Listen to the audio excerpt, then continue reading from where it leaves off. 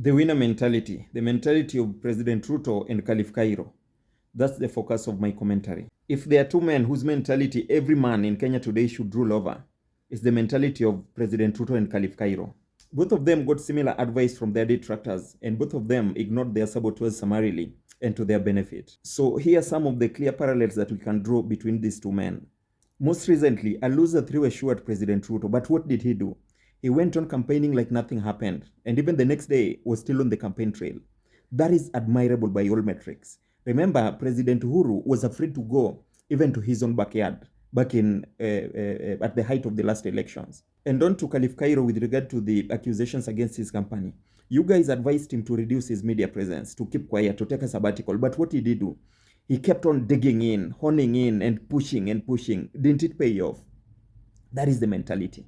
Now, secondarily, concerning Ruto in the throes of the last elections, you'll remember how the Uhuru administration was belligerent towards him, but he kept on digging in. What did Atuli tell him? Do you remember the advice? Take a respite, take a sabbatical, relax. But what did he do? He doubled down on whatever he was doing. If that kind of drive does not muse you, whatever your gender, then you lack ambition. Now, on to Cairo. The young man held an interview in rebuttal to the claims of his one-time partner Benedict, and a few days later, he was in a police station, new allegations. Contemporaneously, his business was falling, his card was empty.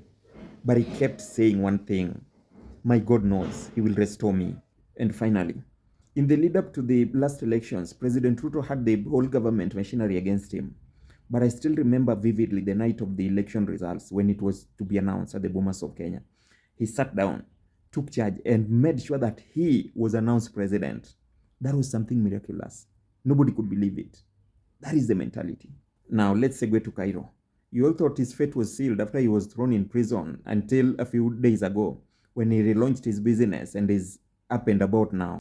I remember talking to my friend about Cairo, and he was telling me that Cairo is done, but I told him no. People like Cairo, Trump, Ruto, it's hard to take them down because of their mentality. You might beat them, but they are always hell-bent on coming back.